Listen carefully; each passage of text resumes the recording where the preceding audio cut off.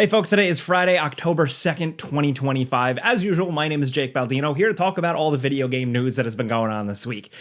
And it's been a heavy week for the video game industry. A lot of not great stuff, but we got some cool new games to talk about too. So bear with me. Let's get into the biggest news of the week. Absolute bombshell involves EA Games. If you didn't see the announcement, EA is selling to private equity in a apparently record-breaking $55 billion deal. This is a leveraged buyout with multiple private equity investors coming in to gobble up EA. That is Silver Lake, a tech investor, Saudi Arabia's Public Investment Fund, which is like a sovereign investment fund. They've invested in esports and stuff like that. Also, Jared Kushner's Affinity Partners investment firm. Apparently, this deal is expected to finalize in early 2027. And what does it mean? Well, it's complicated. Private equity or venture capital, buying up these big companies has been an example in the past. There's a long storied history of it, and not a lot of it looks good. A lot of companies have really struggled under this. But essentially, it's these investor guys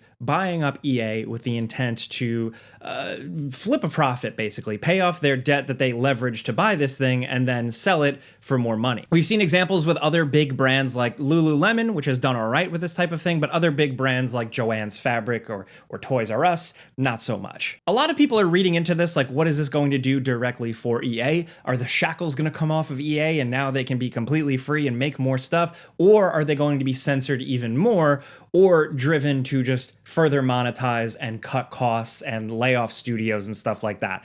I am not confident, but that could happen. Like I said, there is a track record, there is a history of that happening. Honestly, the way I just look at it as a layman, because this stuff is hard to talk about, I did do a whole separate video talking about this. I actually just spoke to a lawyer friend I know that specializes in these types of transactions. So I picked his brain. So if you want like a real meaty explainer, that'll be linked in the description down below. But for me, as the layman, I just look at this and I say, I don't know. This doesn't sound good. This doesn't sound exciting, especially because of the reports coming out that it seems like there's a possibility like these three big buyers are coming into this and are trying to make money from it as an investment because they're betting that AI is going to change game development. Essentially, costs are going to be drastically reduced because in this report, there's the possibility in the future that AI is going to replace some of the workforce. So to me, I don't know anything, but to me, it sounds like and feels like a money play. I don't think,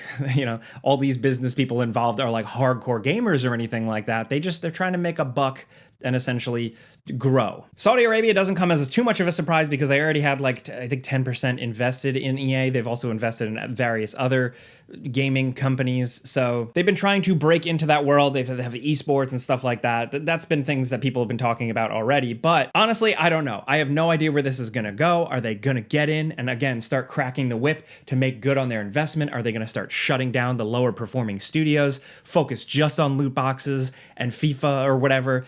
I don't know for sure, but that's what we got right now. Again, if you want more of a deep dive, because I am not smart, I am not qualified to talk about this stuff, linked below where I do talk to somebody who's qualified, as well as just other articles and references, all linked below down there. The other bit of unexpected bad news is Xbox Game Pass. Microsoft has announced that Xbox Game Pass is getting better. They put out this whole thing introducing more features for Game Pass, specifically Game Pass Ultimate, like a streaming, more of a streaming aspect, a bunch of Ubisoft titles, and more little things here and there. But the lead buried there is that Xbox Game Pass prices are going up. Specifically, PC gaming going from $12 a month US to $16.50 a month. But Game Pass Ultimate has seen a massive increase from $20 US to now $30 US a month.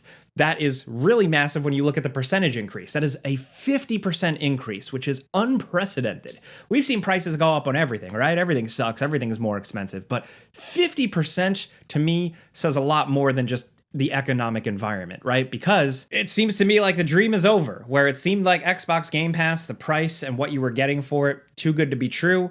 I guess that now is the case because they jacked that price way the hell up. And $30 a month is really going to turn people off. It already has. If you look on social media, you look at the reactions, it's across the board negative, with a lot of people choosing to cancel their subscription. And in fact, for a small period, Microsoft's site where you would unsubscribe from this subscription had actually been crashing and having issues. Subscription prices always go up and we grumble and we complain, but I think a 50% increase is a lot, and it's pushed a lot of people to really evaluate their monthly budget and go, am I really going to spend this much on it? Look, you still technically do get a shit ton of video games a month for $30 if you really want to like dollar cost like totally balance it out, right? But I think a $30 subscription is just like the honeymoon period is over, really, with Game Pass. Game Pass was essentially like the best deal in gaming if you don't care about ownership and just digital only, right? Like that aside. But like if you're a casual player, this was technically one of the best subscriptions to have. And now with this price increase, it definitely requires more consideration. Is Xbox Game Pass cooked overnight? I don't know for sure. I think it is so far out there beyond just hardcore gamers, but we've talked in the past about how their subscription numbers have kind of plateaued, so I don't know where things are going to go now. I still look at this price increase as essentially them paying for the fact that they're having Call of Duty games on this service, because that is huge. But it's kind of just like a thing in a recent line of issues with Xbox and consumer goodwill, right? Them increasing their console prices twice, and then right off the bat here, also like a massive jump in Game Pass price. It's a bummer all around. I think Xbox, Microsoft like have pushed too far with this, or at the very least, having it priced so low in the past was shooting themselves in the foot. Me personally, full disclosure, I've had mine, like I paid for mine up till January, and then when January comes and I have to renew, I don't know if I'm going to. Personally, I see the subscription becoming something that people will jump into occasionally just to get that new Xbox console release or whatever, and then bailing out because, you know, there's not going to be massive hot releases every month. There's going to be dry months, so I expect a lot of people to dip in and out. It seems like people are voting with their wallet on this one. I'm curious to see how Xbox and Microsoft respond, but for now, that's where that's at. Hey, now before we keep going, this video is sponsored by Raycon. If you're new around here or you haven't been on the internet in a while, all you need to know is that Raycon provides quality wireless audio at a way better price versus the premium wireless audio brands. They consistently revise and update and improve their products, and essentially what we have here is an improvement on the classic, the best, the everyday earbuds Classic. The classic capsule design is back, better than ever. It's my favorite carrying case ever. It's a charging carrying case. It's compact, goes right in your pocket. They also offer these fun, colorful protective cases for them, but the earbuds themselves give you everything you need. Good sound.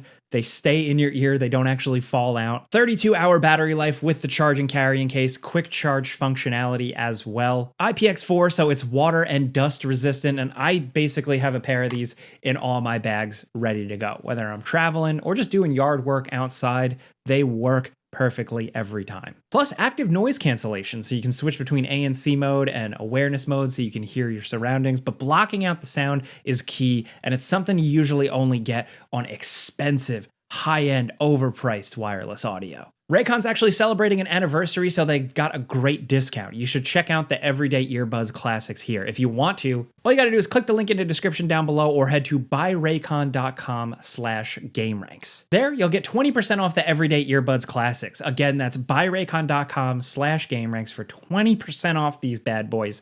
Check it out. A big thanks to Raycon for sponsoring this video. Now back to it. Okay, next up, speaking of Xbox news, some positive Xbox news potentially is we might hear more about the next Halo soon. This kind of flew under the radar, but I did want to point this out. VGC reports that Halo Studios has announced a panel for next month's Halo World Championship, which will take a deep dive into the future of the series. This is a big panel from the developers talking about the next Halo for October 24th. Last year, if you remember, we of course got a very brief look, a tease at what the next Halo would be with just like a trailer with like a little Master Chief guy. That was really it. So hopefully this year we get a little bit more concrete information. Honestly, I just say that as somebody who's not like a diehard Halo Infinite person or anything like that, but has grown up with the series. So I'm really, really curious to see just how and where things will go. And in some great news for me personally, Bloober Team has announced that they are remaking Silent Hill 1 next. It is now officially in production, confirmed by the developers themselves.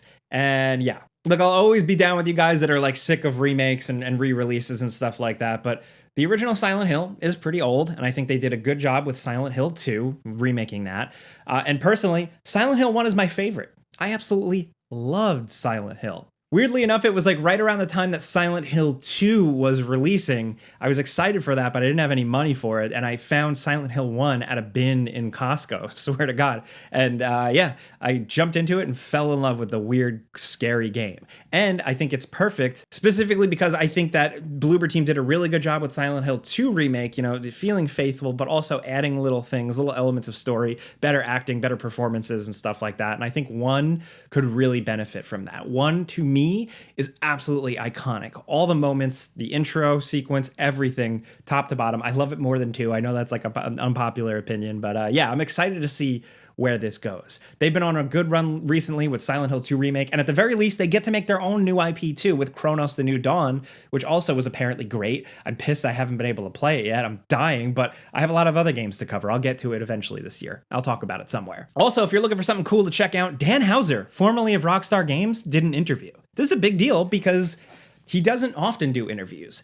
IGN's Ryan McCaffrey got to sit down and chat with him at a live panel, and it was pretty interesting. You know, if you're a hardcore fan, no like massive juicy news nuggets or anything, other than him going on record saying Red Dead Redemption 2, in his opinion, was their greatest achievement, which you love to hear that. He also spoke a little bit about Bully 2 and said the reason it wasn't made was really just a bandwidth issue, which, yeah, okay, makes sense. But yeah, if you want to check that out, if you're kind of like a Rockstar Games history nerd like I am, definitely click it. Also, smaller games and stuff like that, check out the trailer for this. This is Kaiju Cleanup. This just looks really fun. Kind of like a power wash simulator, but like you're cleaning up monster guts and dead kaijus after battles.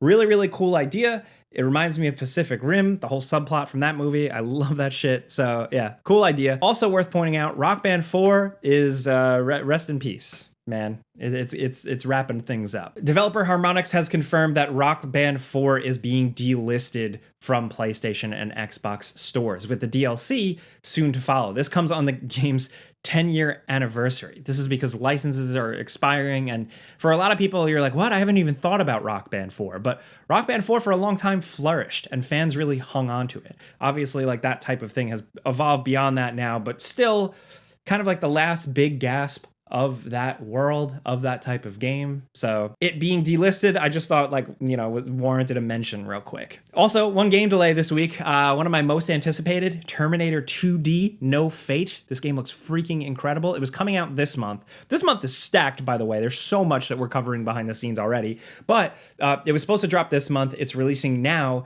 November 26th. So not too far off, but yeah. Also, in terms of new games releasing this week, what's worth playing, what's worth maybe checking out, a couple of things. Alien Rogue Incursion re-released. So this is a VR game, but now it's been released for platforms converted to a full first-person shooter. We covered it on gameranx on the Before You Buy. I didn't do this one, but long story short, essentially, it's kind of like, what if Colonial Marines was like pretty decent? It's more of a like action, like machine gun style shooter, but it looks pretty cool, and I like the Alien franchise, so I'm on board. Also, I think I mentioned this last week because it dropped at the end of the week, but Hades 2 is out in full swing, and people are digging it. It dropped over the weekend, and yeah, it seems like it might be a Game of the Year contender. Haven't got my hands on it yet, but yeah. Also, Ghost of Yotei, our review dropped last week if you want to check that out. It's now out for everybody. I did the Before You Buy on this, and I really enjoyed it. I love the gameplay. I think the story and everything didn't quite hit as much as the first game. Overall, I still like the first game more, but I still think it might be worth checking out if you're into this sort of thing. And also, Super Mario Galaxy 1 and 2 just dropped on Nintendo Switch and Switch 2. If you've been looking for a way to play that and pay a lot of money, here you go. So regardless of like Nintendo's prices,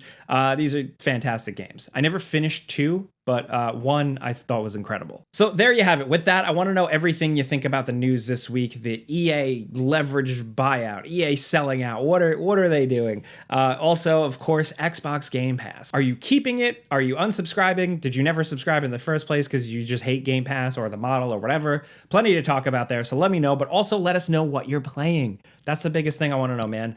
We do a pinned comment. Let us know if you have a second. Just reply to that comment thread. Let us know what you're currently playing for video research purposes. It could be old games. It could be new games. We just want to know because it helps us kind of pick stuff for videos. Legit. So thank you. But I'm Jake Baldino. Of course, you can find me on social medias at Jake Baldino, my YouTube channel at Jake Baldino. That's all I got for you this week. All I ask now, after all that, is clicking the like button. It helps. Thank you. But have a great weekend. Be safe, be well, be good to people. I'm Jake Baldino. Pizza's on me.